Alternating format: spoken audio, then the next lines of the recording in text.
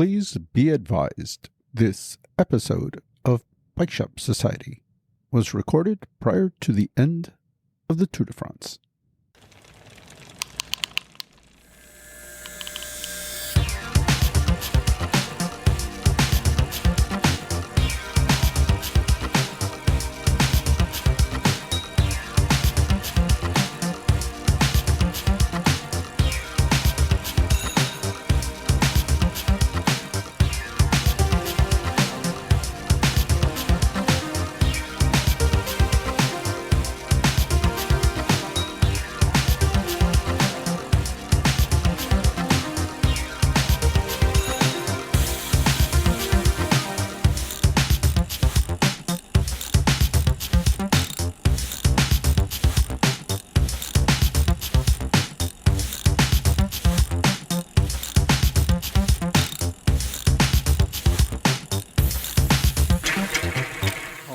Let's try it again. Can you hear me?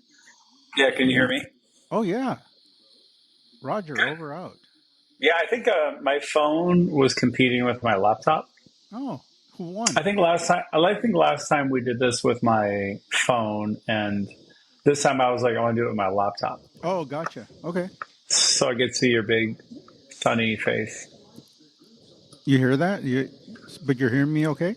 We're good? Yeah, I hear you great. Oh, awesome, man. Oh, look at us. Look at us. Is there something in the background, like a live broadcast? Mm-hmm. Or? Yeah. Hold on. What's that? It's Bobke Roll. Bobke. Ben Phil. I just got home from the bike shop, so I'm catching up on. I just had it on in the background. There's 103 kilometers left. 166K to go. Time to fast forward. It's on. That's awesome. Yeah, it's on. Cool. Yeah. Hey, how are you, Danny? Gee. I'm good, man. Yeah. It's been a minute. How are you? Good.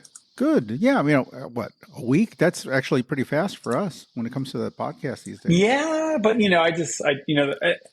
what's the expression? Absence makes the heart grow fonder. Yeah, I miss you. I haven't seen you, and so I pine and for you, and I long for you. Look at you, man. You know how it is. Too, yeah.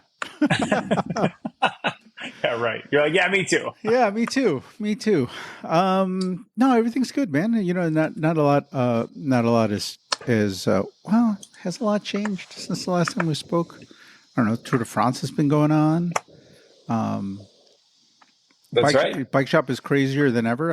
I lost another employee. Not to death. Not to death this time. You know, just to higher paying job, which can't do much about that these days. And as a friend, I encourage him to take the gig and go make as much money as he can. So, of course, yeah, it's unfortunate. He's a good kid, and we've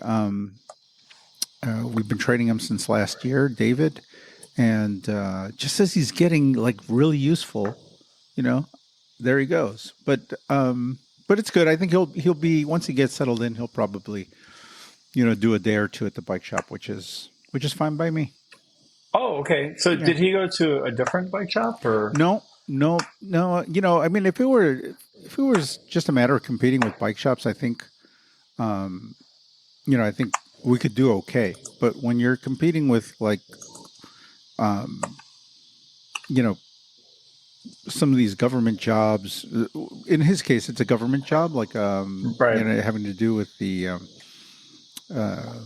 immigrants. We're here in Chicago, so we have these big immigrant centers, and they're run by a bunch of different non-for-profits, and they pay really well, Danny, to sit there and watch them and make sure they don't, get into fights and stuff.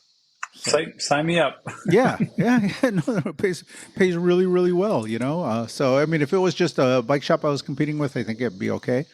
But these are kind of entry level jobs, but they pay way more than a bike shop would be able to pay, unless he was like a like a super duper mechanic, like somebody who could run your your repair department, your service department, like there's no way Right. you could pay someone that much money Yeah. at the bike Yeah. shop.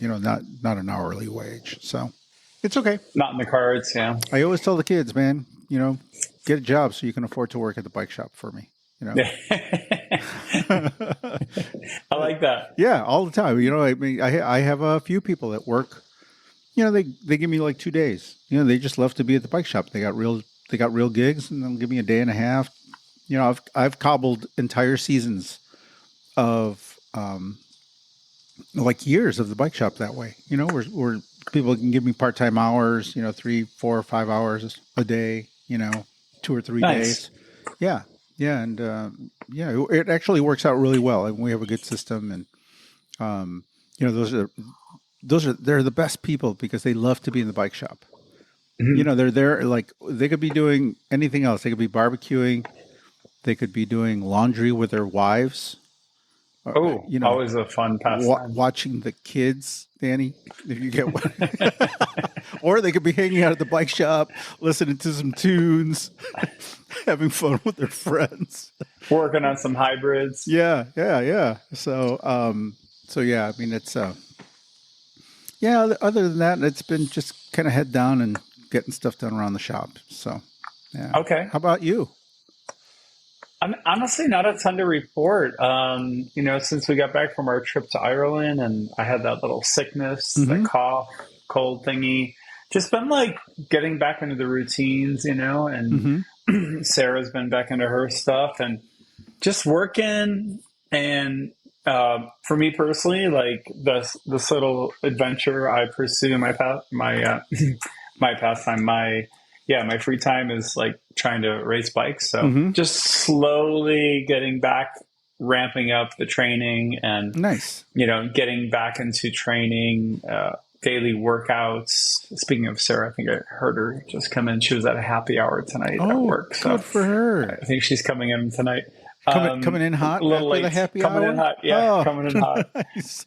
I hear her door and the cat's ears are up. So, but yeah, just getting back into the regular training. So, it's been good. Obviously, obviously for you and me, it's obvious we have the heat wave lately. So I've been trying to take advantage of that. We've been doing this heat adaptation kind of stuff. So, wow. Just like drinking literally gallons of water and just trying to go out at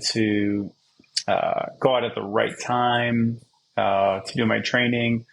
Is this trying to yeah, go ahead. Is this from from your trainer? Is this something? Yeah. Okay. Cool. Yeah. It's not like super specific. It's more just like do the common things. Like obviously start hydrating the day before, I'm walking around. I have this like half gallon like thermos with a big handle on it. Okay. And so like I've been walking around with drinking that. So if I do 2 of those a day, it's a gallon. And so I'm like really basic Joe. So I just need like a visual. I need something really simple to tell me like I'm drinking enough. Like I could record glasses and ounces in my app all day, but if I have it like physically in front of me, I'm like, I got to drink that. Yeah. Must do 2 of those. Yeah. Yeah, must do 2 of those. And that's how I am. So it's, the past week we had 90-degree plus real feel weather, like a few days in a row. So anyway, it's all about just kind of acclimating to that. I was in Ireland, not the hottest place. And then when I came back, it was fairly nice. It was fairly pleasant. And then just in the past 10 days or so, it started to really ramp up. And as you know, we had some storms and tornadoes and tornadoes in the city of Chicago.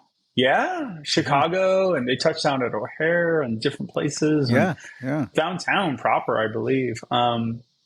We saw some we thought the trees. I mean, I don't know how old these trees are. They must be decades, hundreds of years old. In front of our house, they were going sideways. I'm like, wow. Oh my God, are these poor trees going to die? Anyway, so just getting back into the training, it's been good. I feel like I'm finally coming back. I had a good rest. And looking forward to the second part of the season. And I got the cross camp coming up. Yeah. When is your cross camp? It's basically the beginning of August. So it's like August 2, 3, 4, 5. So it's like the weekend, Saturday, Sunday, I think is the second and third. And that's with a big group. I think it's going to be like 40, 50 people, something like that, depending on how many people register. It's capped at 50. So that's where we do like all this micro training and this like vineyard, this like big field, and it's like all these like cross specific skills. Vineyard? You said it's a vineyard. Really? Yeah, it's a vineyard in Southampton, Massachusetts. Wow. Yeah, I'm excited. Nice. So I don't think we'll be drinking any wine, but you don't think so? You never know. I know because it's kind of serious. One, I've never been there, so I don't really know anything about it. But I think it's a vineyard. I don't know if it's still active, but we have the space. So hopefully, I'd love a nice glass of wine if possible. You know how we talked about we've talked about like camps and doing rides and things like that. But I think wine and drinking and food has to play a big part in whatever we do.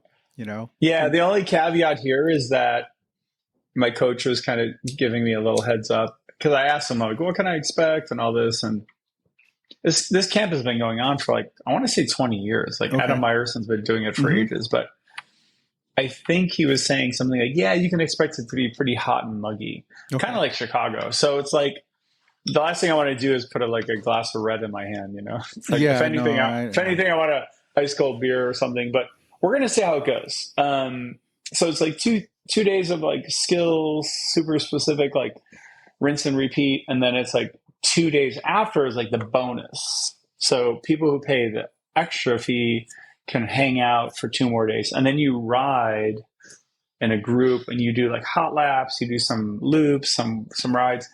And it's pretty legit. They were like, you have to be minimum Cat 3. And I'm like, okay, thank God I'm a Cat 3. So it's like, we're going to go out and do some rides with the heavy hitters. Okay. The pros, semi-pros, former pros. And so I'm really looking forward to it. So I'm kind of like amping up back into that. And so that's what my life has been like the past, 10 days, 2 weeks. So I got about a week, 2 weeks to go until I get there and have everything set up, the flight, the Airbnb, all the fun stuff, the car. And I'm going to do 4 days of like pretending to be a cyclocross racer. And hopefully that will set me up because then that'll bring me to like early August. And I've got August. I actually have a good bit of September. So I'm going to have like 6 weeks to practice, put into place, like implement all those skills I learned at cross camp. And then try to get like extra fit, really sharpen, hone everything. And then hopefully hit the cyclocross season proper and be a little bit faster than last year. Wow. fighting that age decline, Joe. So it's that weird balance. Like, you fight, yeah. try to lose some weight, try to put on some muscle, try to like build some skills, try to get fitter, try to get faster. But then like age is also working against you all the time. Yeah. It's like Sisyphus rolling the boulder up the hill and it's always coming back down. So it's like, you just do what you gotta do. But I love the work. I love the toil. I love the process. And you got to kind of love it. So anyway, it is kind of, it is nice. Yeah. It is nice. Yeah. I'm on the opposite end of you. I haven't ridden at all this year. Like I think we did a couple of rides, like that early nice weather, like pre-spring, like late winter. We had some beautiful weather. I think I rode more during that period of time than I have in the last. Yeah. The last 2 months, I like basically didn't touch a bike, and I jumped on the trainer the other day for like a good hour. Nice. It just kind of felt good to get back and like feel my muscles. Yeah. And it's, I think I'm looking forward to riding again. I'm kind of like you, Danny, on my way up, I'm going to start my training program. See if I can knock out 50 miles before the end of the season. I mean, 50 is very legit, it's like, I think that's a sweet spot for me at this age in Chicago, like spring, fall, kind of what you were saying. Yeah. So what I'm doing right now is kind of like, I'm working it because like I know hopefully it will pay dividends later. So it's like, go out, do the 2-hour ride where I can't stop sweating. I'm literally just stopping at every water fountain, pouring buckets over my head. There haven't been a ton of those, but there have been a few. doing intervals, threshold, like, okay, go 300 watts, five Wow. minutes, go 300 watts, 5 minutes. Like, you're just like, ah. Are you doing that? Are Um, you doing that on the lakefront? Is that where the bulk of your training is happening, or? it actually is Mm-hmm. during the week. During the weekend, my training is going up north. I Mm-hmm. go up on Sheridan Road. I do the North Branch Trail. I do Skokie Lagoons. I do going up North Sheridan to Fort Sheridan, turn around there. So I do a lot of that. Wow. I want to come down and do the Payless trails on Mm-hmm. the cross bike, on the less technical trails, and find kind of like a little lap that I can do, just like little hot laps. I know I've ridden some trails out there, but I have a vague memory of it, so I have to kind of relearn it. I know there's a lot of technical, like mountain bike stuff, but I think if I'm not mistaken, there are a couple of trails, couple loops you can do if you know how to handle your cyclocross bike. And I think I can handle my cyclocross bike okay, Mm-hmm. and not kill myself, or destroy my bike or other people's There, bikes. there's a lot. There are a lot of people that participate in the. Is it still the Chai Cross Cup? Is that what it is? The Yep. Chicago Yep. Cross Cup. There are a lot of people that participate in that. They come out. We'll start seeing them in late summer, early fall. Yep. Even parking in front of the shop. There's a group that parks in front of the shop, and they stop by and say Nice. hello. I always know that cross season is approaching when those guys show Yep. up. Because The road bikes with the knobby tires, that mm-hmm. kind of crew. Yeah, Yep. yeah. Like you don't see them very often until that time of the year. So Yeah. yeah, it's So exciting.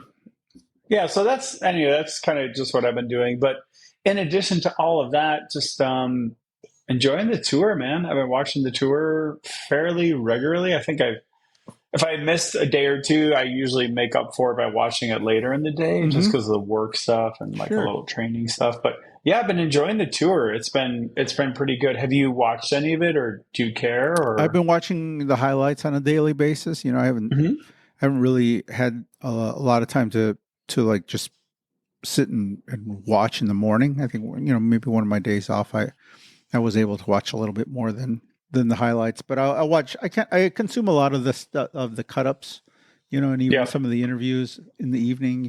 When I like right now, I've got the 11.8 miles. Don't tell me who won, Danny. 11 I won't. point, I won't. 11 I point, won't. I won't. 19. That's 19.1 kilometers left there. Are you watching today's stage? Yeah, that's today's stage. Okay. Mm-hmm. Yep. I won't. I won't. I won't say a word. I'm not a spoiler. I've got it on in the background right now. Let's see. But in a way, that's kind of all you need is like the little clips. Obviously, you do what you got to do.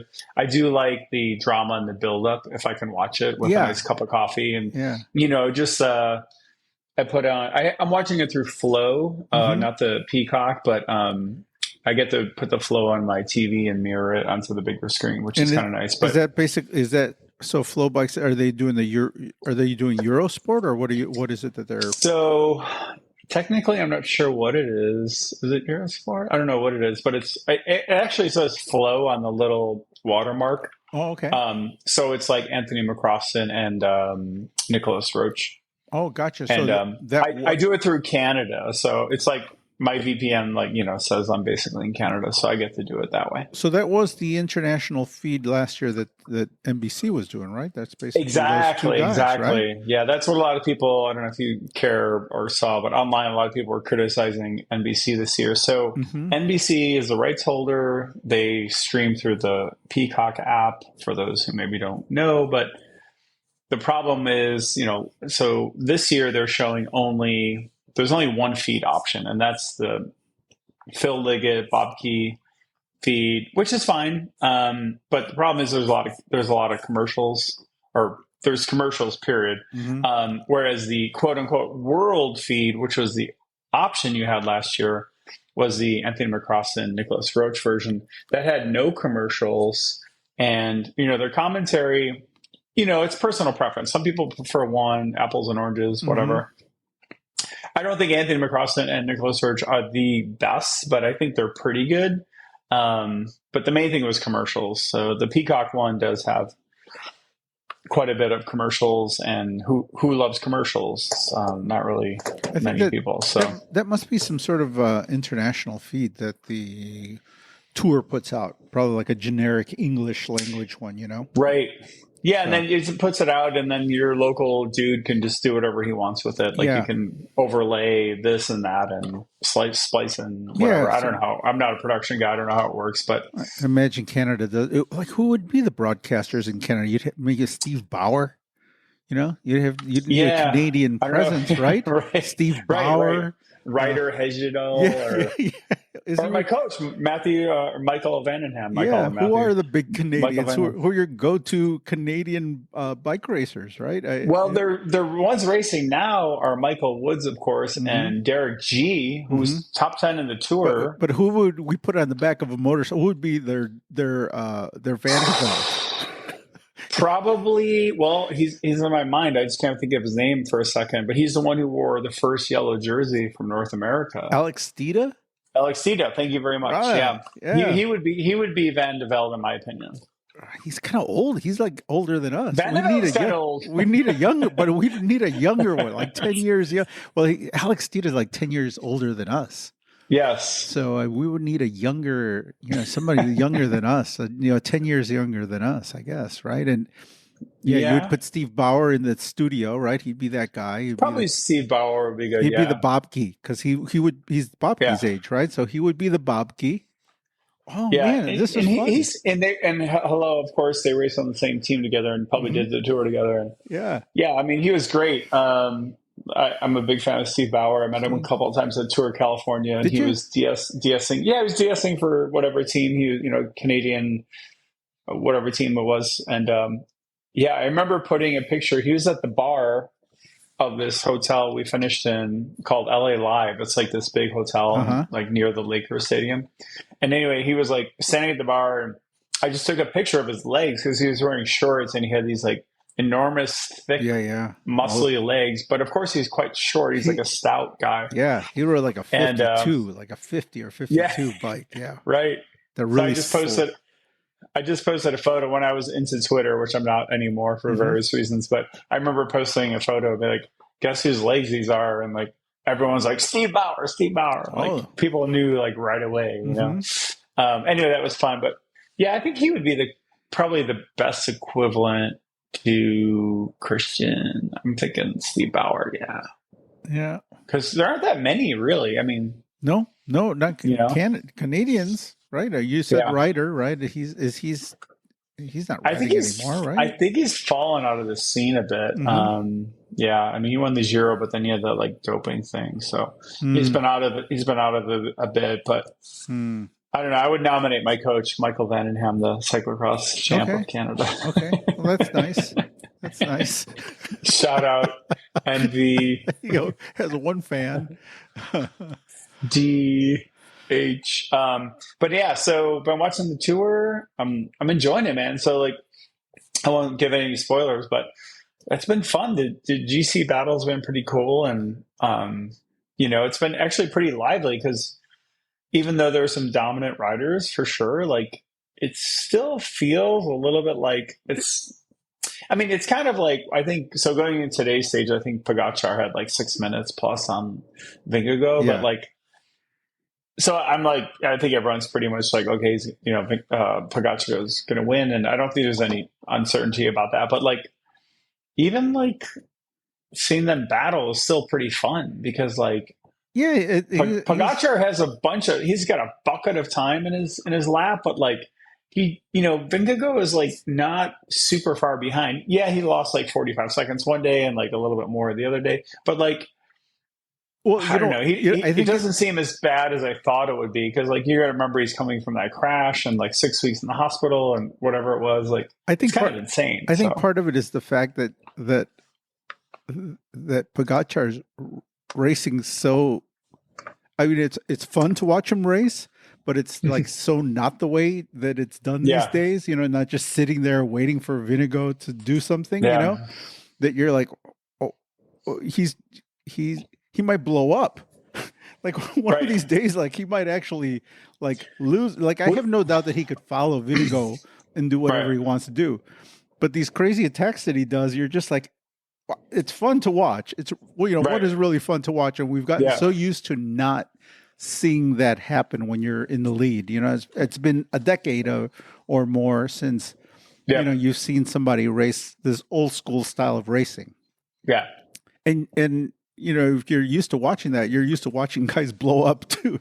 You know, like blow up spectacularly. You know, when they try to do stuff like that, right? So over racing, So I think that part of it is that, okay, he's going to keep doing this. He might, you know, it wouldn't be surprised if he blew up in Vinigo. You know, Vinigo's just good enough that, and he's in good enough shape where, you know, if he's close enough that he could still make this a race, right?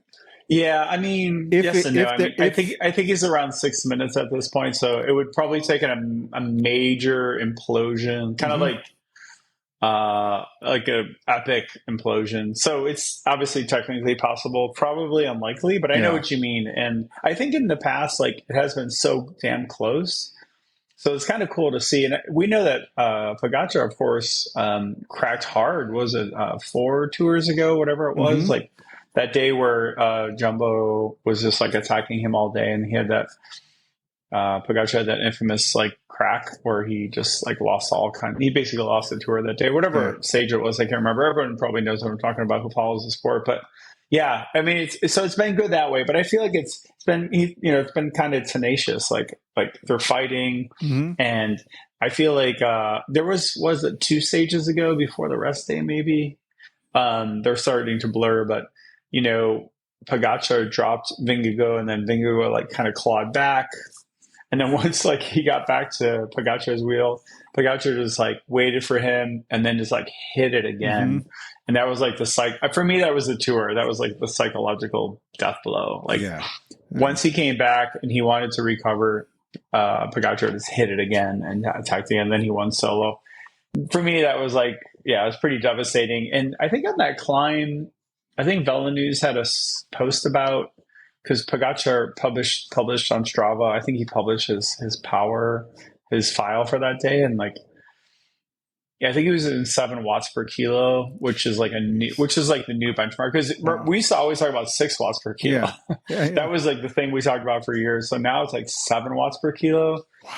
So it's just breathtaking and kind of unfathomable, like how someone can do that. I think he did 40 minutes at like 400 something watts, whatever it was. I mean, it's just like mind blowing. Like, yeah, it's insane to watch these guys. You know, like I'm like I'm watching it right now in the background, and it's like, you know, I mean, it's like watching how fast they're going uphill. You know, it's like they're just like cruising uphill, and the TV kind of flattens it. You don't even see how steep it is, but sitting down in the saddle, you know, it's like not even out of the saddle, you know, like you watch some of that classic racing from back in the day, and everybody's like, you know, dancing on the pedals. Nobody dances on the pedals anymore, Danny.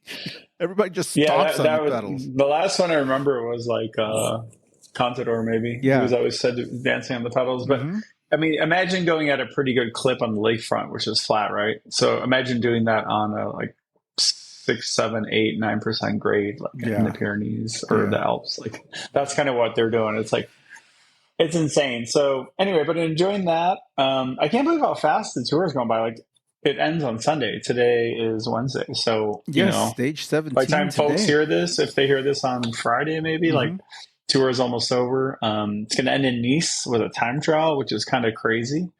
Kind of looking forward to that. I like how they're throwing a little curveball. That's always fun when they get back to Nice, right? Because you know a lot of those roads.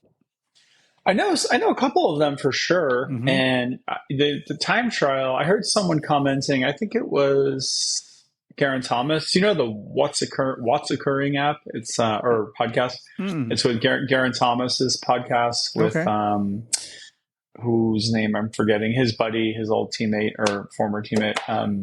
But yeah, so they do a podcast called What's Occurring.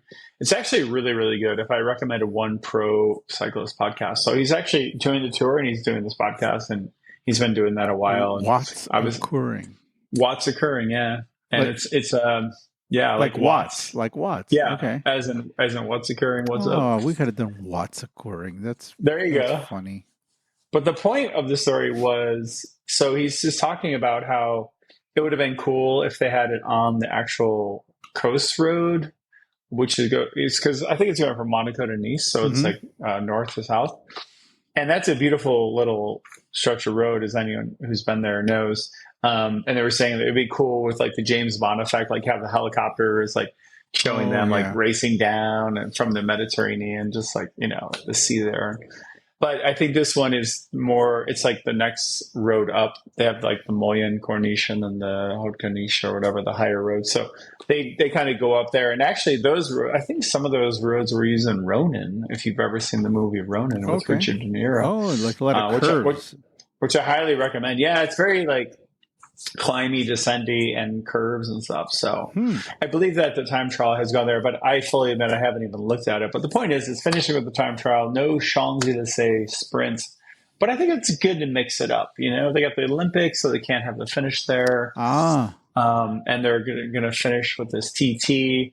And it sounds like it's going to be a race for, I don't know, second, third, fourth, fifth, all that kind of stuff. Like, I don't see anyone touching, because I think the closest is like, must be Evenepoel, but I think he's still a way bit off Pogacar. So I think Pogacar, as long as something crazy doesn't happen, he'll probably have it in the bag. But we'll see what happens between now and then, because there's a few more days of racing. That's why they race, Danny. That's why they race. That's why they race. I mean, I don't want to see anyone crash or have a bad day, but you just never know what's going to happen. I wish no ill will on anyone, but it's going to be interesting. It's going to be fun.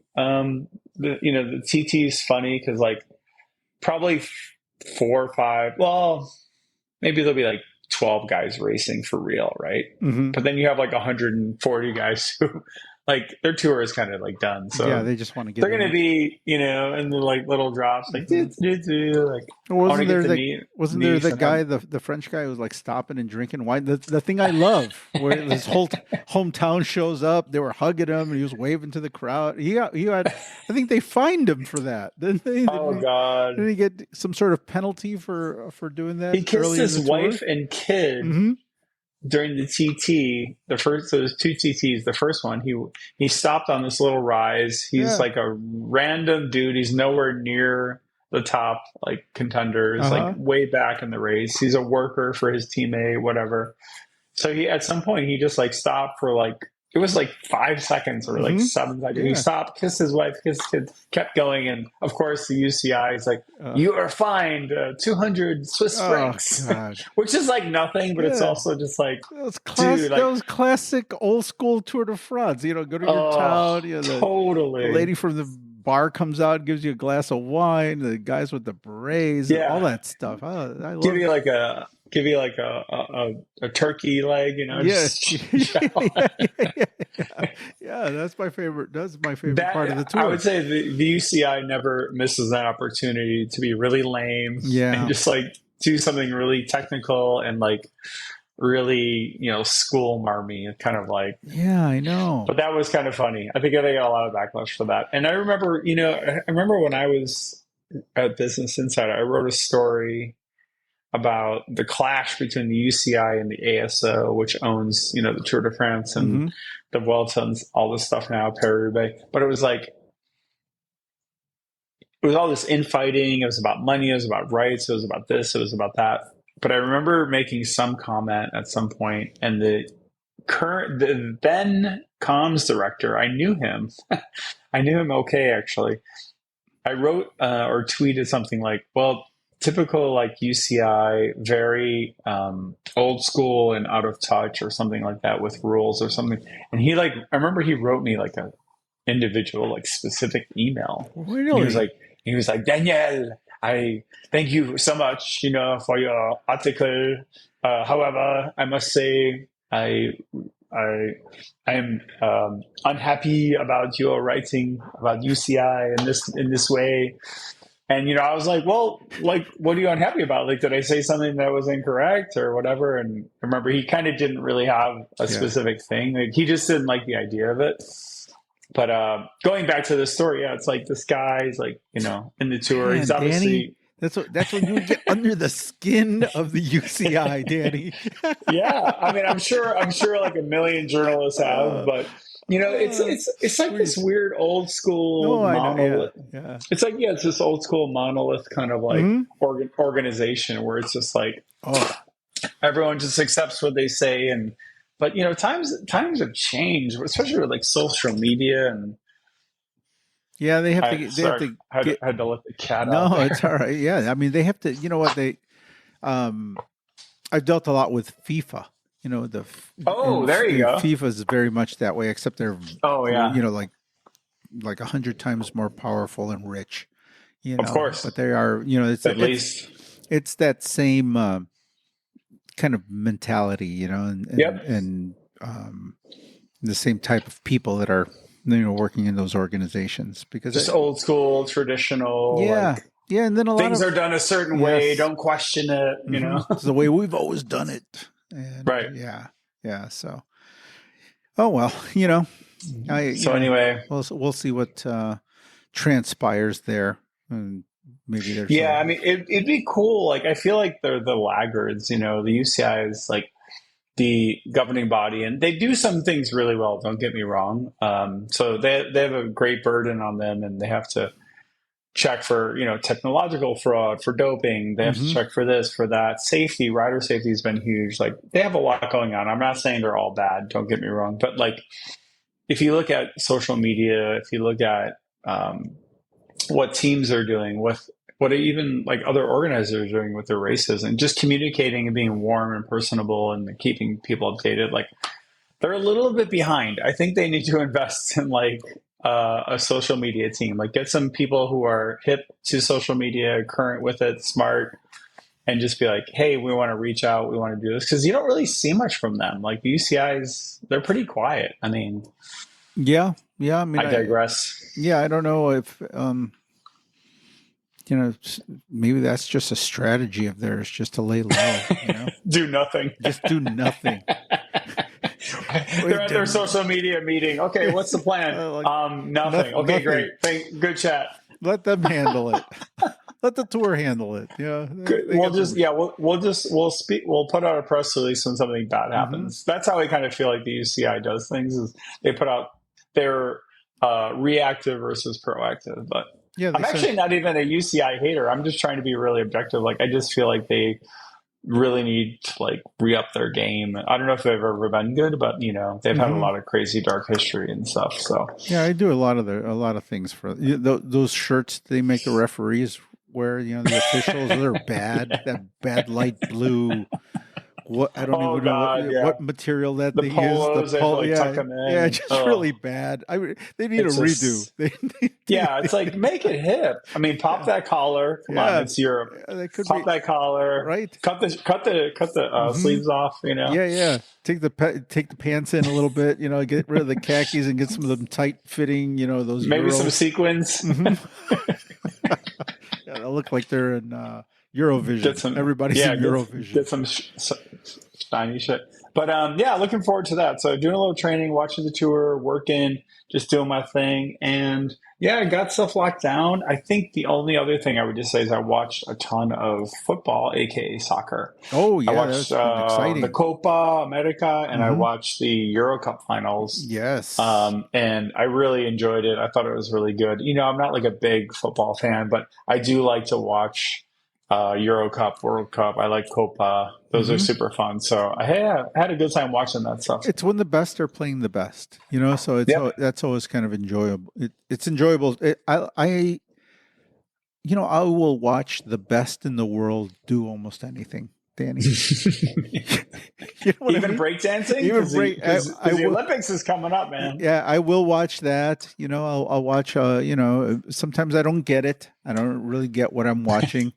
But, just to observe and be like, well, these are the best in the world doing, going at it. But soccer, football, great year. Good, a lot of celebration here in my house. My wife being from Spain. So Spain, champions. Champions, beat everybody. Beat all the big countries. Beat France, smashed them. England, Italy, Croatia. I mean, Germany. Powerhouses of soccer. I mean, went through the through them all. So I was watching it live with some friends on Sunday, hmm and live, yeah, Danny, yeah, you went out to yeah, enjoy the game, the game of foot. 100%. I think I watched the quarterfinals, semifinals, and finals live, and I probably saw some games too Oh, in Ireland when I was there live. hmm. Yeah, we went out Sunday to the Lizard Lounge in Chicago, and we watched the final, which was great. It wasn't like a crazy memorable game, but it was like a good game. Hmm. It was 2-1 Spain, obviously, but they scored at like minute 86, I think it was, so a pretty late goal, and they did not go to penalties, which Hmm. was awesome because I hate penalties. It's such a lottery, but yeah, I think Spain deserved to win. I don't think I was actually sitting with a guy from England who's an England supporter, and he was agreeing with me that England didn't even really deserve to be there. Hmm. But like, yeah, Spain won, and they struggled a little bit, but it was good to see them win, and I was pulling for them the whole time. Actually, everyone in the bar was for Spain except for one guy. The English guy. Yeah, it was really funny. I saw a lot of memes going around, a bunch of Irish memes, like that. Oh yeah, Yeah, and just their hate against the old, like the everybody, old the yeah, old enemy. yeah, Yeah. yeah, like turning their pubs into tapas bars and stuff like that. They were just, just a lot of really funny stuff.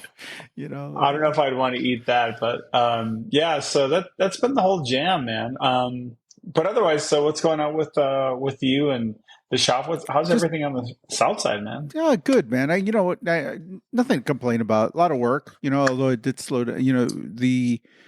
You were talking about the weather getting really hot here in Chicago, and I mean we were in the mid 90s, high humidity. I mean you open the door and walk out of the house or the shop, and it was like walking into a wall of like Swamp. you could bite into the atmosphere, Yeah.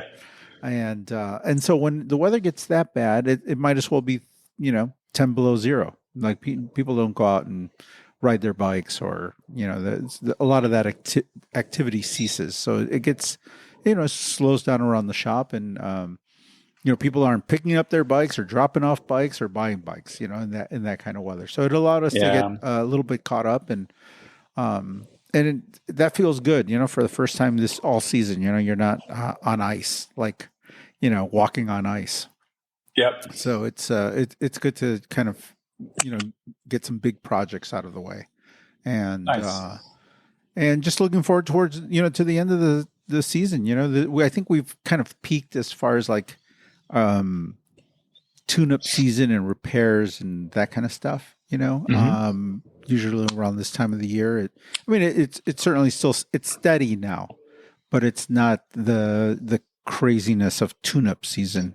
When you're getting 15 bikes in a day or something. So Right.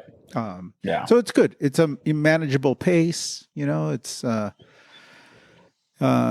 nice. It's nice. Even losing a little bit of help, Yeah. it's fine. This year is all mentally just.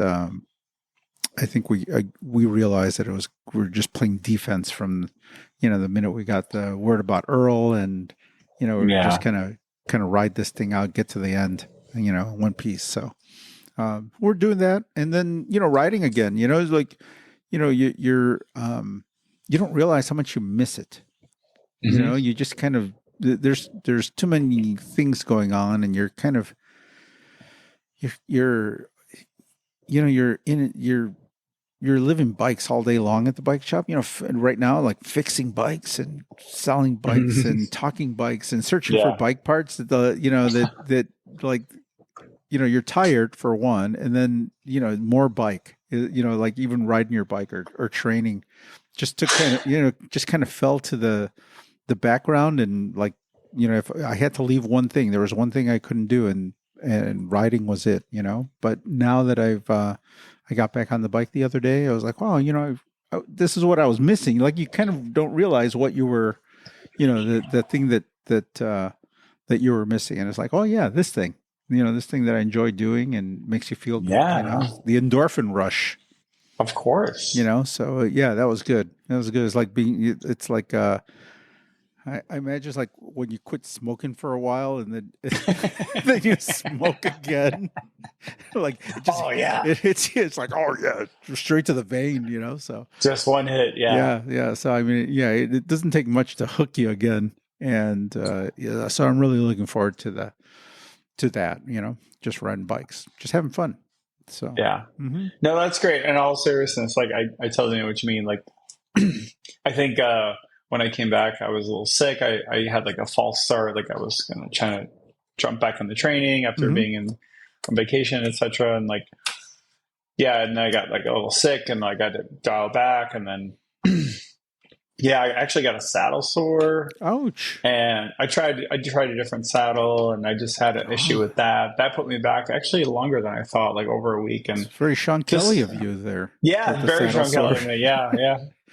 And that was unfortunate. But the point was, once I did get back, actually this past week, hmm last weekend, I got on some endurance rides, some longer, like 2, 3, 4 hour rides, and then like some more intensity. Like there was just a couple of days where it kind of, you just know it, you just like feel it. It comes hmm back. It's like, oh, Yeah. I can go hard. It's like it doesn't really hurt. Like it's hard, but it's hmm like there's hard and there's hard. Yeah. Yeah. Like when you feel good and like you can look at your power number. I try not to obsess too much about it, but like if coaches like try to do this, try to do this, and like even though I'm just like my amateur self, it's like if I can like hit my power and exceed it and like hit my workout and like kind of crush the workout and like do it 2, 3, 4 days in a row, even in the heat, hmm like that feels like really good. Like Yeah. Yeah. that's just like, oh, like the work is paying off. Like it's starting to come a little bit. It's coming, it's coming, it's coming. And it's like, that feels really good. And it bodes well for like racing later, but kind of in the same way, like, yeah, if you haven't ridden in a long time, because I've been in that position, I think you and I both have over time, like had periods like, peaks and hmm valleys where it's like not riding much, riding hmm a lot, but even riding sometimes too much, it can be a nice break to not ride. Yeah. Yeah. Like it's like you find yourself like, oh, like I'm going for a walk or in a swim or just on a hot tub, and you're like, oh, it's great to not be riding. Like riding is so hard. But then the inverse almost is like getting back into it, like maybe like you experience where it's like, oh wow, this ride feels amazing. Even if you're just doing a chill like 25-mile cruise, like It's nice just feels like great, it's you nice to know? miss it. It's nice to miss it Mm-hmm. a little bit, and there are years like that in the bike around the bike shop where for whatever reason you're super busy, or you got different duties, or schedule's a little bit different, or even the mix of people around the bike shop is Mm-hmm. different. So sometimes you have people working that season that ride a lot and are gung-ho to ride, and then other seasons there isn't, I don't know, there isn't that group that's I don't know, there's something about it after a long day of at the shop where it's really easy to bail on a ride, but if you have the right mix of people, all of a sudden you're knocking out a quick 25 miles and feeling really good about it. Yep. But if you don't have that, if you don't have anybody there pulling, or giving you that little bit of encouragement, or even heading out on a ride, and making you feel bad for not going on the ride, it's a lot easier to skip out on the ride. And that's been this year, has been like that since, we're kind of missing some key people around the shop. Yeah. It's been a lot easier to be like, I'm going to go home and have some Tostitos and some walk. you know, All the good stuff. I'm gonna have some Tostitos and walk. Yeah, all the bad stuff, Daddy. All like all the stuff I like was saying all the good stuff, but yeah. yeah, it's just like I'm not working out today. I'm gonna go, I'm gonna go have some walk and some chips and Yeah. call it a day. Call it a And day. when I Yeah. get back on the bike, I'll hone in, fully, and Yeah. yeah, looking forward to that. So. Yeah, no, I hear what you're saying. Like, I've been also just, it's a balance too, because like I take things realistic. Like, I have a full time job, have Yeah, relationships, like yeah. got stuff to do. Can't be like always training and stuff. But I think that what's cool about this time of year for me personally is like I'm restarting the whole season. Like I had some racing and some like several months of good training and all Mm-hmm. that. And then I had some breaks, some vacation, etc. It's like now I'm like starting to dial it all back up. It's kind of nice, and I'm doing some running, so I'm doing some cross like specific stuff. Running 2-3 times a week, and doing some rides. I'm starting to throw in some intensity, some spice, Mm. and but not like huge crazy volume. Just like I'm doing like maybe 2.5-3 hours on the weekend, but with the heat and all that kind of stuff we have going on in Chicago, makes it really interesting. I don't know. I feel like it's just a really good time, and just to be out, like you feel like I don't know, you really earn it and like gain the fitness. Whereas in the cooler weather, I don't know, it feels more plateaued in a way. Maybe it's just like the sensations you get from going from like 95-degree real feel humidity Mm-hmm. Chicago to like inside to like your air conditioned condo where it's like 70 degrees and you're like drinking like an iced coffee. Yeah, um, I've always felt like that. Like I don't think that I just feel it, but I kind of sense that I get in better shape when it's hot. Like the heat actually yep. trigger something. I enjoy riding in this stupid weather, like when it's really hot. Like I I was like gonna it. say that's your jam. Yeah, It's like yeah, you're in your DNA, really, right? yeah. I really, like mentally, it was one of those things that in Spain it was, you would start a race and it was 85 degrees at 9:30 in the morning. You know what I mean? Like at 9:30, you'd already be, It's like you're in Phoenix in the summer. oh, it was crazy. It was like stupid hot. So you better dig the heat. And I really just got conditioned to riding in the heat and loving the heat. Segovia was really, really hot in the summer. And ever since then, and also just, people that when you get to a race and people are already kind of beaten down just by the fact that it was 85 Yep. degrees, it was going to be really hot. Yep. And you got there and you're just like, yeah, bring it on, man. And I don't know. I've always just enjoyed the heat. I like the Oh tan yeah. lines. I like the stupid tan lines that you get. Like you're wearing um, arm warmers. Yep. And Yep. all of that stuff. Everything that goes along with the heat. So I was just looking at the weather. So it looks like a high of 96, 97 all week in Segovia this week. 96, 90. Yeah, I mean that's the kind of weather Yeah. and it's hot, and I mean where you see the tarmac like sizzling. You get Yeah. that effect coming off the tarmac. It was just it was great. It was great. I really enjoyed that. So I'm sure. mhm. Yeah. The cool thing about racing in extreme weather, I mean, for me, I can't do the one end, the heat, but Mhm. like even in the cold weather or rain, even if it's like not super cold or super hot, but if there's rain, like automatically like half the people show up. So your numbers are better right Yeah, there. yeah. Yeah. Now the tricky part is sometimes people who show up are like numbskulls, so they don't really know how to race in the rain, but they're like, I'm Mhm. going to do this. And then Mhm. half the time they're really good because like I have an advantage in the rain. Hopefully it all works out, but I've actually had some of my better results racing in like inclement weather just because, yeah, a lot of people won't even show up. But I can imagine for heat, that would be a big thing too. I'm usually on the other end of it where it's like if it's too hot, I probably won't even race. I've never not done a race because of the heat, but Mhm. I've probably come pretty close to it. Gotcha. Yeah. I mean Like I don't. I don't like melt, but I have to Mhm. do a lot to like make it happen. Like Yeah. I'm really serious about like the Slurpees, Mhm. the ice socks, the nylon stocking with Okay. ice. Yeah, I yeah. do that. Like Okay. it's like a whole thing. Actually, Joe, I was thinking about buying an ice vest for my camp. I don't know. I'm Really? thinking about it. Yeah, but I don't want to spend like crazy money on it. But I think that I saw some cheap ones on Amazon. I wonder if they're any good. Huh, you can't get like Sarah won't like make you one like Like a crochet bunch or of knit me one yeah, together. bunch of pockets, just a homemade one. You just show up with a homemade ice Oh vest. man, it would look so sad. Hi, I've come from Chicago. Here I am, like boobs of ice. Yeah, I That'd don't be think that's so going to go well. come on, little packs of ice, little like you put them in a Ziploc, in Well, various. what's funny, we're joking, but the early ones, quote unquote early ones, because obviously this stuff has existed Yeah. for a long time, but until it became more like quote unquote professional, the early ones were really basic. They were Yeah. literally just like little drooping Yeah. bags on a Yeah. vest, and they just people would jam ice in there, and eventually the ice melts, so it all looks like drooping little bags Yeah. of ice on Yeah. everyone's like torso. Hmm. And it was just like, okay. Yeah. But if it works, it works, right? So Yeah. I don't know. I probably I won't end up getting one, I don't think, because I don't think that's one thing that hasn't been like commercialized and like made really cheap and efficient like a lot of stuff has. I still feel like it's in the pro domain. Like you see them doing the time trials, Hmm. warming up, and they have the ice vest on, like the Tour de France guys. But I feel like it hasn't trickled down yet. Like I still think they're like this other stratosphere where they're still like so expensive and Really? like Are they? yeah. Are It's they? I mean, as far as I can tell, maybe I'm missing. If anyone knows who's listening, like please write into us. Are But they bad? Do they?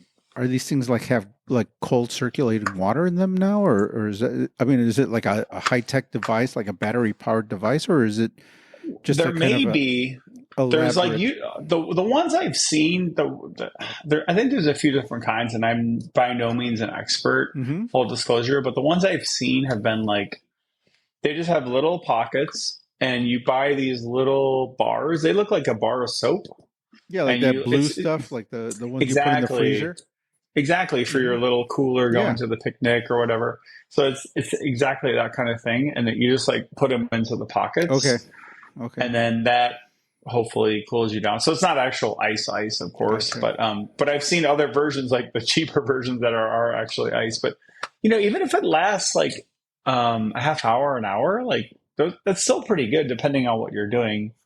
And some of these are really meant just to be worn off the bike. It's more just like around like race time or post race. Hmm. And then some are actually designed. I've seen, I don't know how good they are though. Like the Amazon stuff is weird. There's like no reviews, and you're kind of like, okay, I don't know this company and yada, yada. But so there's some of them like really basic, but I feel like that's an opportunity for someone who's paying attention. Like I can imagine triathletes and runners and people really wanting to buy like a good version of like something that it's maybe a couple $100, but like Hmm. I fear like right now the ones that are at the top level of sport are just like crazy expensive. I don't really know a lot about them. Yeah, I just looked online a little bit. I guess they make them also for like road workers and stuff. Where you Yep. just pop those cold bags and stuff them Yep. in the pockets and things like that. So, oh, Yep.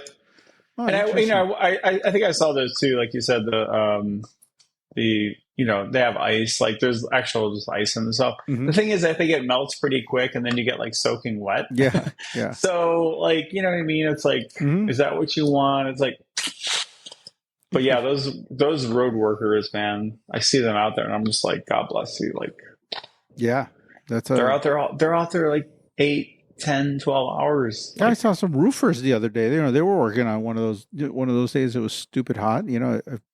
I've been told by people in the trades that the roofers are the craziest yes, of me too, me of all too. the trades, and I heard the same thing. Yeah. and I heard that ever since then I always look up.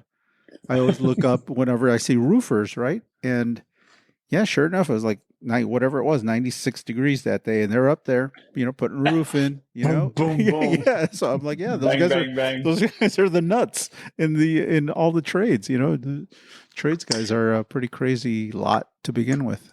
I always heard that too from like my Irish relatives who were in construction and like Hmm. plumbing and stuff. Like, oh, the roofers, oh Jesus, stay away from them. Yeah, yeah, yeah, yeah. They got a reputation.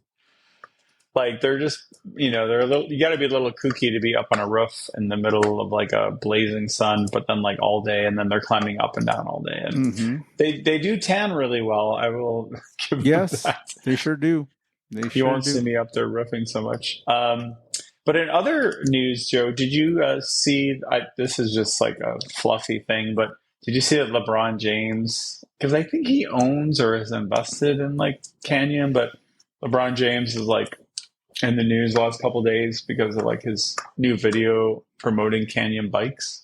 No, I missed. I don't I know. missed that completely. Yep. So I'll send you a link, but if you just Huh. Google LeBron James bike. Wow, LeBron James with a canyon.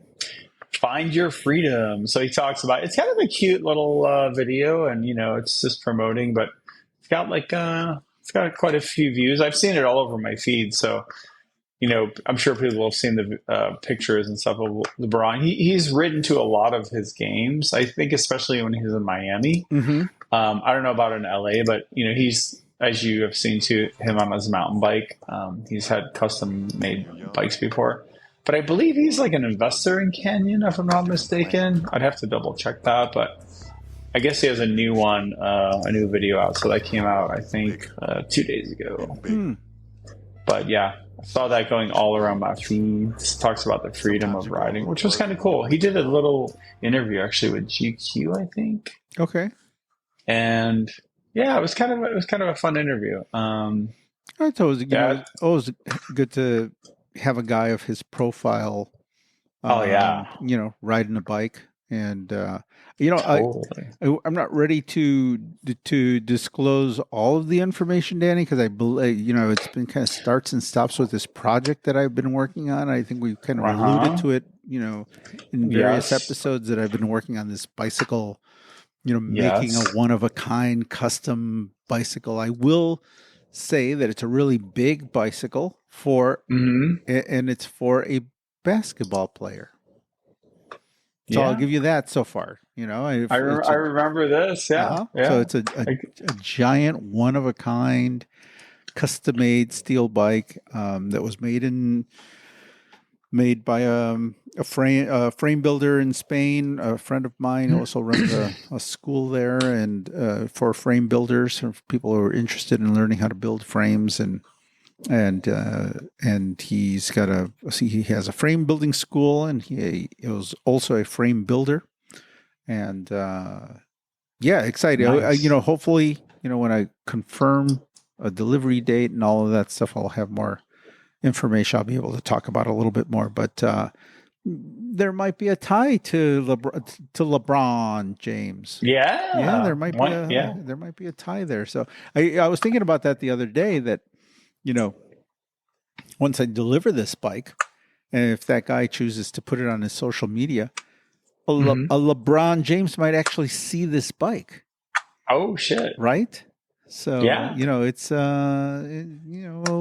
see. More cool, to come. Man. Mm-hmm. More to come. But I was gonna ask you about that too, but I was like, he'll bring it up when he's ready. But I'm actually still really stoked for that. And so the link I just sent you to GQ Sports, so they talked to LeBron one-on-one, and it's kind of a cute little interview. They just talk about his background in biking and his kids and how he would ride to games. And he kind of joked a bit, like whenever he rode to games, he would score like 40 plus. But they actually talked to him about critical mass, which I thought was pretty funny. They were like, critical mass, right? And he's like, critical mass, I would ride in that. And I won't spoil it, but he goes on about talking about how he apparently is, I think, done critical mass. Yeah, I think down in Miami, I believe, like back in the day, there were stories about him like being involved. Him and Dwayne Wade also apparently rode a bike a little bit down there when they were with the heat. Yeah. So he was talking about how must have been crazy, like you'd be riding in critical mass. He's like, no. He's like, it was hilarious. Like, I'm quoting him. He'd be like, you'd ride past somebody in critical mass, and they're like, "Wait, was that? No, there's no way. Oh shit, that was."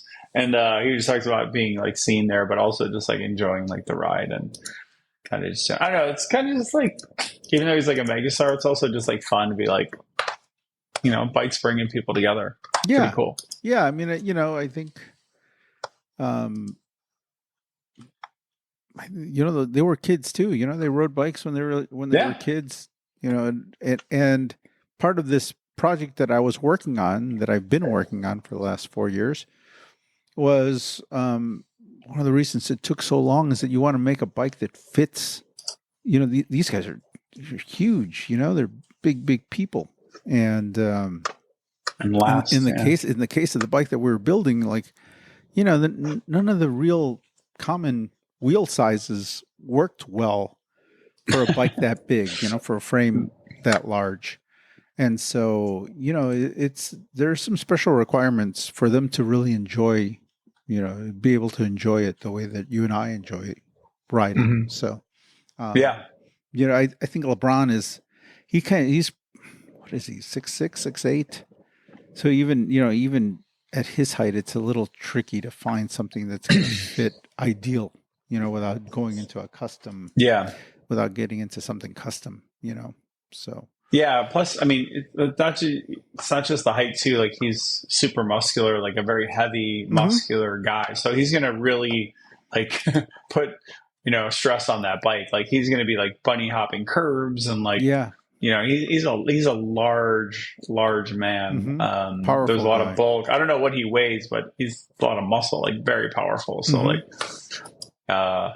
yeah, like it's got to be like legit. Like I can't even imagine figuring out the wheel set and the tires and the pressure and tubeless versus whatever. Like that's yeah. But Yeah. if you know half of it's knowing how to ride the bike, obviously, Mm-hmm. But yeah, Yeah, they're athletes, man. They're professional athletes, so But yeah. I bet they can figure it out pretty quickly. Yeah, right. Their instincts are just like, world class. So, Mm-hmm. Yeah, um, cycling became really hot amongst the European, like the F1 guys and the motocross, the motorcycle, like the uh, motor racing, like the GP mhm. guys. A lot of them started riding bikes. Like it became and it still is. It's a very popular sport amongst those amongst F1 guys and people in the motorsports. They use it for endurance and to keep in shape. And I think it works well with them spending so much time on the track. They're able to get on a bike and ride around the tracks. I know I have a Yeah. friend who has spent a lot of time riding with those guys, a chef friend, and Nice. whenever those guys were down in Austin, Hmm. he'd meet them at the track and they would do laps. That's really cool. And I know like a lot of tennis pros over the years have been really big into cycling as Mm-hmm. well. Yeah, skiers. It's good because a lot, it's like unless you crash or Mm-hmm. get hit, it's non-impact. And obviously, we know a lot of runners come to cycling because of injuries. Mm-hmm. So in a way, it's kind of like swimming. Like it's not really, it doesn't impact you in that physical way, and so it's a very easy sport to do in a way. And yeah, it's also obviously you can go as hard as you want if you have the climbs. You can do like really test your power, your cardio, and really just like keep up a lot of intensity. So works well with a ton of different athletes. But yeah, I think I have seen, what was it, F1, that series on Amazon or Mm-hmm. no Netflix. Mm-hmm. They talked about one of the guys. He actually wiped out on his bike and it messed up his F1 race. No. But they talked about how he did a lot of cycling because he was Mm-hmm. just like, oh, I got a lot of benefit from it. Because yeah, when they're in those cars, like it's super intense and you got to be like really physically fit. Even golf has become like a thing where you notice the golfers, like Yeah, they're so much more in shape. they're not fat anymore. They're all like They used to be fat. Yeah, they're like ripped, and they wear shirts that are like really tight. Like they're all like muscle heads now. They used to be like. It used to be like bowling. Like they just Yeah, all look like Rodney Dangerfield, like drinking cocktails. John And these beer Daly. guts. Remember John Daly? It was like the round mound of golf. The big dude. Just Yes. it's like what happened to that? Like now they're all like ripped. They're like They used to have like Pilates bad skis. shirts Mm-hmm. and like bellies and cocktails, and they were always like, it was all based on like their skill with their Yeah. hand-eye coordination. But now it's like, man, these guys come out, they're super jacked. Like these Rory and like Tiger, like all these dudes, like they're super jacked. They have the core, like six packs. Mm-hmm. Like it's kind of insane. Yeah, I think it all started with Tiger. I think Tiger was kind of ushered in that. Right. He ushered in that era of like being fit. Like a fit golfer. Which like you said before, it was just drinking beer. It was It was akin to bowling. It was like rich bowling. Yes, it was. Yeah. Yeah. No, I think that goes for all the sports, Danny. Even cycling. I agree. I mean, cycling was pretty loose back in the old day. Remember, they go off and sell cars all winter long, and then the spring would be about getting in shape. They would all be fat. Yep. Remember, everybody would those February races, everybody was like, "Oh, you got to ride the pounds off." Remember? Oh, I'll Yes. be in shape for for Giro d'Italia. Yeah. Oh, yeah, Just yeah. like start like 20 pounds They overweight all and like, started. Yeah, they all started fat. They were cross country racing and like doing all sorts of goofy stuff in the winter. Nobody was working out in the winter. They were all just right. like and Eating cheese Danish. yeah, yeah. They would take some real time off, and just pig out and use the spring to get in shape for the important stuff. To switch gears, Joe, did you realize that on August 3rd, do you know what's happening? August 3rd. Olympic, Take a is wild that the guess. Olympic road race on August 3rd? Yes, it is. Good job, sir. Huh. Okay. August 3rd, which is just like a couple of weeks away. Wow. So they do tour and then like a week off and then straight to the Olympics. I mean, they won't even leave For France, right? I mean, most yeah, of those guys are exactly. going For to the stay there. ones, yeah, they'll go to Nice. They'll probably train in Nice, stay around Mm-hmm. there, maybe go home to their little homesteads for a minute. But Mm-hmm. yeah, so it tour ends this Sunday the 21st. Is that right? Oh, so they got Yeah, a little time. 21st. Yeah. They got like a week and change. But August 3rd is the road race. The time trial is actually before that, July 27th. Hmm. So Wow. the Okay. Saturday after the tour, so They'll probably, 6 days later, there's the individual men's time trial, women's time trial. I'd be curious to see if anybody pulls out of the tour this week, or anybody that's competing in the I think you can time expect trial, it. right? Yeah. Well, Tom Pidcock already pulled out, Yeah. and he's doing the Olympic mountain bike race, Okay. so he wants gold. So he pulled out a couple of days ago. Yeah. There have been a handful, I think. I think we'll see quite a few more because we got mountains, Mm-hmm. and then that final time trial. I mean, like, unless it's really important to the rider, like they think they have a shot, like it's kind of like one argument would be like, why stay in the tour? Mm-hmm. I mean, I'm kind of romantic. I feel like, oh, the tour is a tour. You Finish. should Yeah. finish it. But Yeah. but at the same time, it's like the Olympics are coming up. Then you have the Vuelta. You have like Classica San Sebastian, like all these different races, There's some question going around whether Tade's going to do Vuelta this year, right? I mean, there's some talk about whether I he's haven't going seen for that. whether he should do it or not. Like go for The the triple? That's mean, insane. I mean, it would be pretty cool, That would be amazing. right? It would. If anyone could do it, it's him. Yeah, yeah. I mean, it would. Well, we'll see. It's kind of interesting to think of him trying that. It's fun to watch. I enjoy watching that dude race. He's just kind of he's insane. He's a bit of a throwback to to the way we kind of grew up watching bike racing. There hasn't been a guy like this there hasn't been a someone this nutty in a while. And good, and good. Right. So yeah. I mean, and he brought a little WWE to the tour, like in the last week, right? I mean, he's like thumping his chest and called himself the best. Oh, he did the muscle. Yeah, thing, he did the muscle thing, and it was like I just doing a little bit of just kind of some trash talking. Hamming it up, kind of like Sagan did, really. Yeah. So I mean, it's just kind of fun. It's enjoyable. It's very WWE. It's very kayfabe. It's very much like I'm in the show and like just enjoy it. Like he definitely seems to race on instinct, which I really, really like. Yeah. I feel like Vingegaard. I don't know if I can 100% qualify it, but I feel like Vingegaard is much more calculated, like surgical, like scientific almost. Whereas I feel like Pogacar is much more like instinctual. He's like, I'm ready to go. Like, go, the feel, go, like the good sensations. Yeah, the sensations, the good sensations. Whereas I feel like Vingegaard's much more calculated. Like, I just have to ride at this power range for like 20 minutes. Or I've heard some of that stuff like in the commentary. I like how they do the little car talk, from the guy, the coach, on the radio. But in theory, though, Joe, it's really interesting you brought up the Volta because I hadn't even thought about that. So in theory, if Pogacar so he's going to finish the tour, win the tour on paper. He finishes, wins the tour on Sunday, sorry. So that's the 21st. That's in a few days. Then he would have a week off. Then he would do the time trial, which I think he could win, maybe. Is he doing? I have no idea. Okay.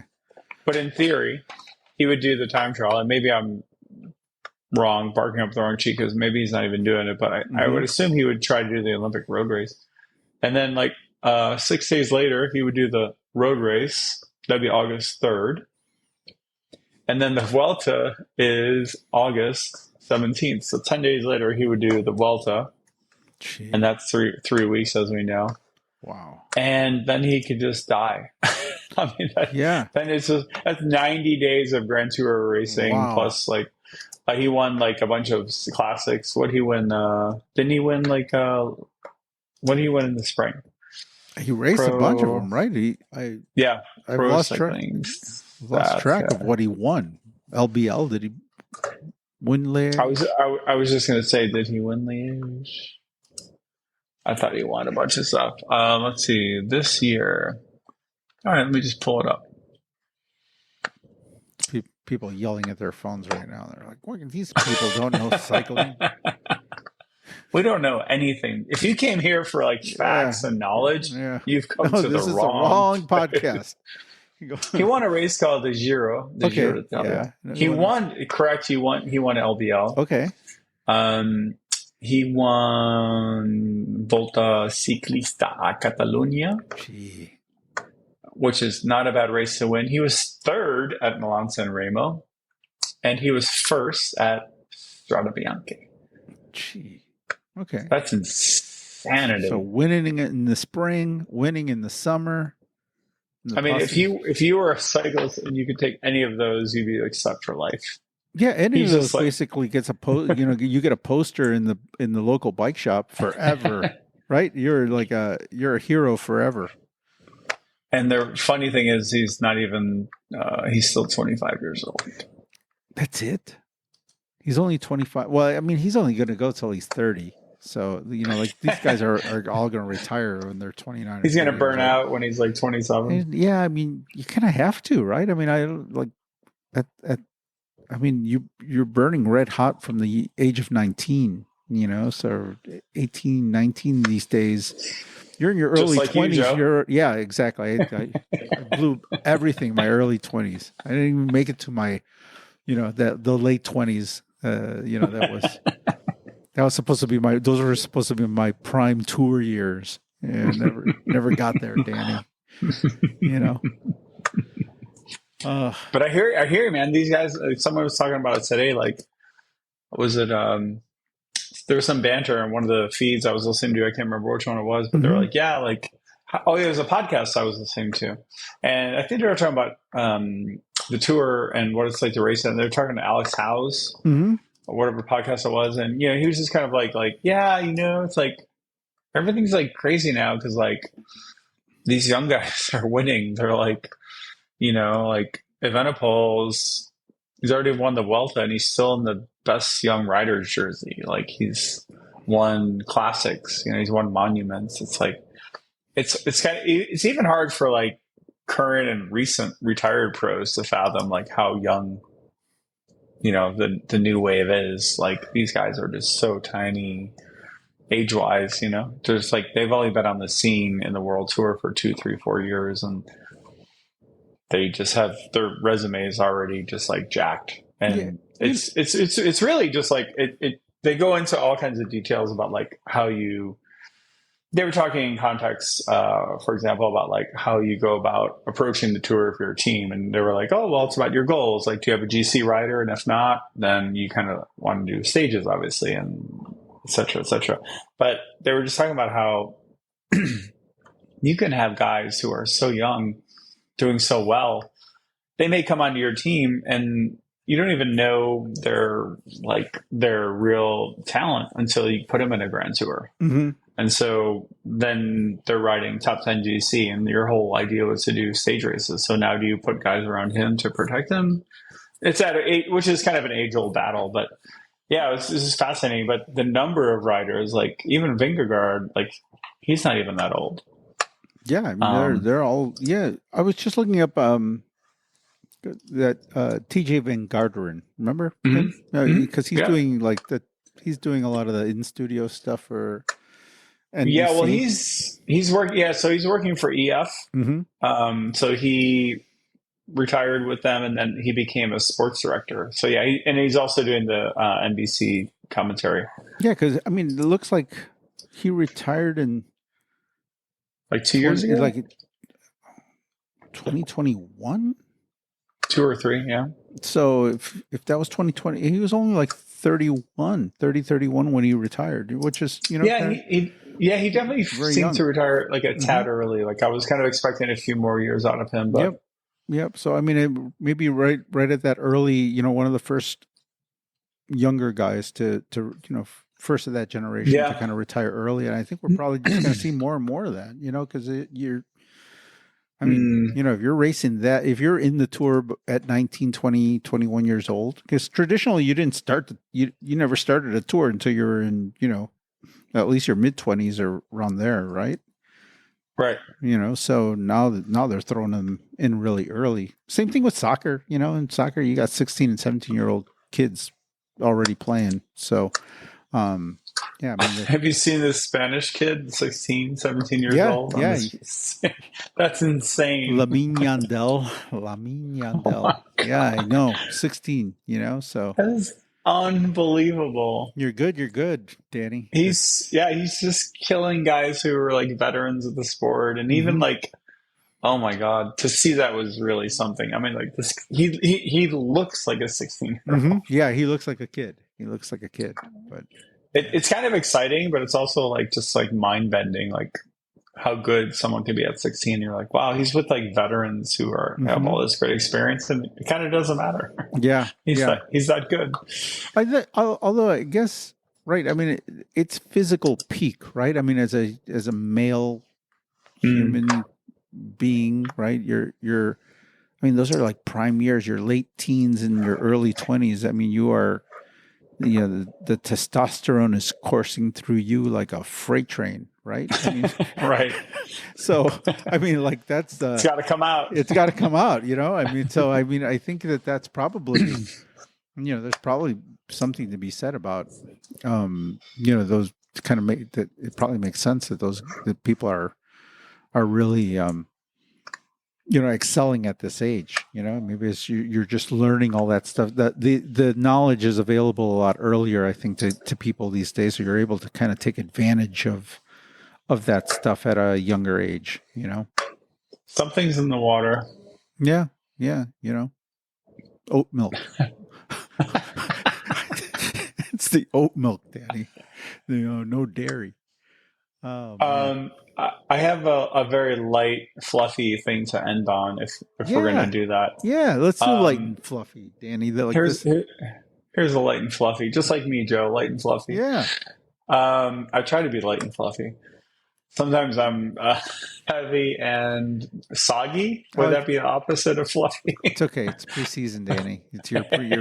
I'm in my young old Yeah, you're phase. in your phase. You're right now, and we're old school. You can write it off right now. I'm eating my cheese Danish. Mm-hmm. Um, so top 8. This is according to Velo News, or now it's called Velo. A top 8 cycling destinations by the beach. Oh, These vacation spots offer amazing training rights for cyclists, while also allowing for some rest and relaxation at the beach. this is Velo News. This is Velo, published on July 16, 2024. Wow, So recent. yesterday. Okay. So they're trying to brand this. They got like a big, like fancy label on this or something. Best of Travel 2024, which I applaud them. Okay. But I'm just wondering, Joe, would you like to venture? I guess there's 8. Can you guess like, I don't know, 1 or 2 or 3 of them? This is worldwide, by the way. This is worldwide. So. I would say. Well, let's start with the easy one. Calpe? They do not have Calpe on They here. don't. Hmm. And by the way, I'm not like super impressed by this list. Okay. So I'll just throw that out there. Like, I don't think it's like that great, like super informed, but it's probably decent. So I would just say lower your expertise and understanding a little bit, if that makes sense. Gotcha. So you're they may have just chosen places like big Yeah, cities by the water, like a yeah, Seattle or something like that, or a kind, San kind of, kind of, Francisco. yeah. It's definitely beachy, so it's got like a. I'll Beachy, give you a hint. It's got a warm weather vibe for sure, but San I would Diego. just say I would just say don't think too hard about it. Okay, okay. If San that Diego. makes Let's say sense. San Diego. Let's see. Well, there's a San Oh, in the name. It's not. It's San something, California. Santa. Barbara. Very good. Santa Barbara is on the top of their Oh, list. on the top of their list, number one. I don't know if these are ordered, Okay, but it's. I think it's they up just have there. eight, and this Okay, is one of them. Yeah. okay. So, Santa Barbara. Okay. which is actually really funny because I have a friend who lives in Santa Barbara. Really, you've never been there to ride? No, I've been there. I've actually ridden near there. Okay. So this is just like, yeah, this is just kind of like an impetus to go. Santa Barbara. So, would you like to guess one or two more? I hate to put you on the spot, but No. I think you kind of, I think you kind of like it. You got to think globally. Although there is another one in California. Really? Having said that, and there's one in another state, but I won't give it away. I realize this is ridiculously random, but Miami, Florida. boom, Miami. Really? Good job, Joe. Miami. Really? Miami may be maybe pancake flat coastal city, but it also happens to have a dedicated cycling community and world famous beaches. If you find yourself needing a getaway, consider bringing your bike along to South Florida for some hard charging flat miles. You'll find plenty of group rides or go exploring on your own. So it's very light. This is not like a very deep article. I'm actually a little disappointed. Yeah, I feel like this should be a lot better article. I feel like it's very generic. It's and very like that's not, very light for Velo. This is the it former Velo is. news, right? This is the former Yeah, Velo. yeah, This is dude, like you can super find light. it. This is like This feels like something you'd see on like just one of those generic clicky sites, yeah, yeah. Like this is the like Fortune magazine or mhm, something. Like yeah, yeah. This is not anyway, so that's what we're dealing with. But it came up in my little search results. I really. have like a Google News search results custom thing, and it's like, oh, It's like all right. somebody was So just looking through a magazine, like maybe at yeah, the Globe or something, like or they places. just threw a dart at the map. Okay, now I Um, am curious to hear what the rest of these cities are. all right, so Miami, geez, Miami. so Miami, and then we have one more U.S. one, and then we have some Asia and some Europe Okay, and other. Yeah, another California. it's one more Not California. L.A. Like L.A. Malibu, L.A. Okay, LA is correct. Good job, Joe. Let's see. Los Angeles is known for its cars and traffic, but reach the coast and you'll find both seemingly endless coastal riding along the Pacific Coast Highway and canyon after canyon for climbing that attracts the likes of Geraint Thomas and Tom Pidcock for early season training. You'll have no shortage of open ride options for your trip there. When it's time to relax, head to LA's expansive sandy beaches. And because LA is a major city, getting there is a breeze. And if you're not trying to ride your bike or hang out at the beach for your entire vacation, there are endless entertainment options nearby. Yeah, it's like, yeah. Tom Pidcock hanging out at like Second City on Sunset Strip on one of those places, doing like some improv. Johnny Depp's Viper at the Room. Viper Room, Is that what he's doing? Yeah. Is he down there? Huh. So this looks like a little, advertising thing. But anyway, okay, so we got Santa Barbara, we got LA, we got Miami.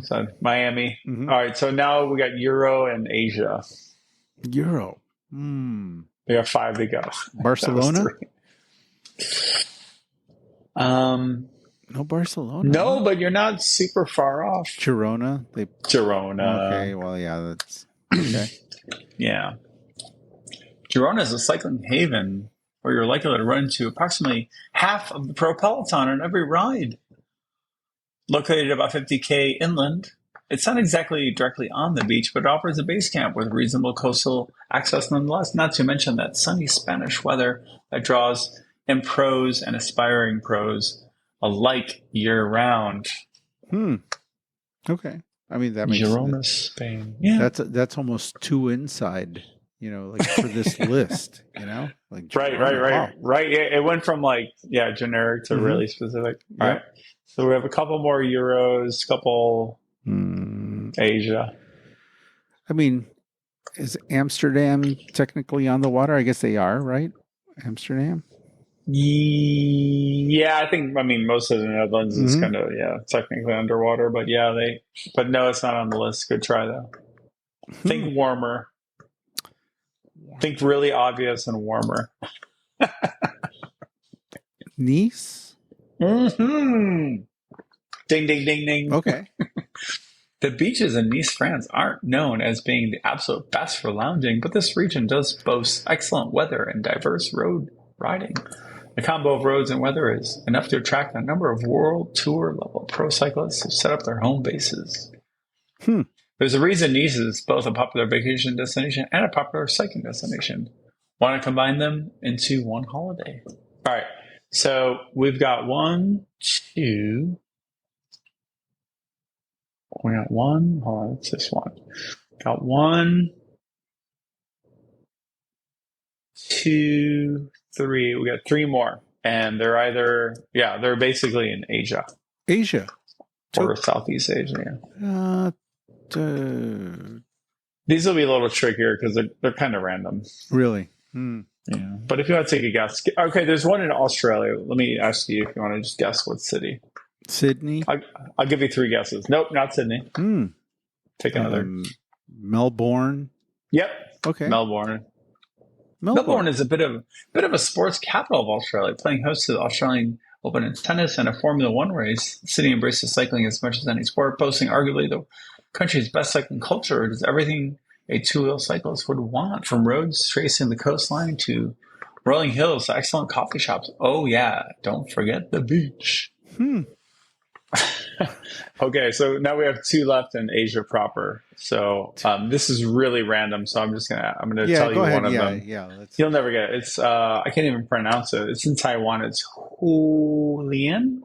Really? Hualien. The coast of Taiwan is a cycling dream. So I'm not going to read the whole thing. And then the other one, the last one, Joe, is in Japan, and it's Kyoto. Kyoto, which is like the Cure song, I think. that's Frida. That's Frida, yeah. She's excited that the show's almost ending. She's like, thank God. You guys. Give me some treats. You guys are really dragging. Oh, so maybe I'll have to go to Kyoto when I'm in Japan. But yeah, you definitely got to go to Kyoto. But that was the most generic article I've ever read in my life. Really, and I've been a reader and a writer for them. Yeah, that. You wouldn't have let that fly if you were the editor. You would have been like, go back. You could take that copy and put it for any city. Yeah, I know. You kind of couldn't have a problem. Like, you could put that for Oak Lawn. Yeah. If it had a beach, and you'd be like, it kind of works with any place. That would have been your feedback, your notes to the writer. You'd be like, come on, what are you doing? This could be down to beautiful 95th Street, ride past the Primos. Yeah. Head toward the lake. Continue east. Primos is a must stop. Soft serve. At Primos. Yeah, my favorite. Yep. Primos Roglic. Hey, this has been super fun. No, it's good. I hope we didn't lose any fans. I think we lost all our fans tonight. People are listening to it. They're like, this is, this is one of those sloppy ones. Trying it out for the first time. We're just rolling it out on a hot summer night. You know what? It's the first time we've done a back-to-back shows in less than 2 weeks in a long time. So yes, we're trying to get our mojo back. Yeah, this is like training camp, Danny. It's like you and me getting back on the bike. You're just turning the pedal small ring. We're small ringing it right now. Yeah, just getting used to sitting on the bike again, Danny. This is nice. So we're that's saddle sores and all. We're seasoned pros, Danny. That's why just take it easy right now. It's been a long tour, man. Yeah. It's gonna get faster, so look out. Yeah, we're gonna pick it up. All right, Danny. Well, great talking to you. You as well, always, sir. I And hope you have a good rest of the tour, and we'll chat again maybe next week or the week after. Yeah, we'll talk after when it's all said and done before your Cross camp. before your cross camp. So we'll do a pre and post. Yeah, let's do that. It'll camp. be fun. Yeah, and I want to hear about the last couple weeks of July over at the shop as well. Yeah, exciting times. So, all right, Danny. Talk to you later. See you, buddy. Bye.